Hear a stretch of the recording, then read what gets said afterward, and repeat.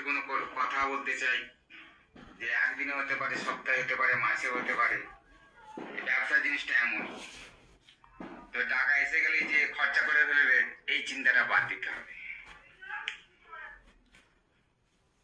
তবে আমি একটা কথাই বলবো, যে টাকা এসে গেছে, চল দোষ একটা সাইজ করে ফেলি, জমি কিনে ফেলে, ওটা করি সেটা করি, এই চিন্তাটা বাদ দিতে হবে। টু বিজনেসম্যান, কার কাছে কত আছে ঢোল পিটবেন না।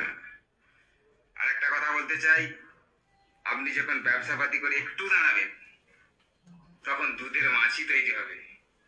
দোষ আমি জানতাম তুই দাঁড়াবি, তো এই কথাটার মানে হচ্ছে তোমার পকেট খালি করবার জন্যে সে বলবে।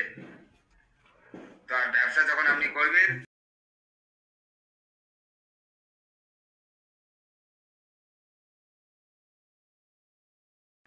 এইসবগুলি দূরে রাখবেন।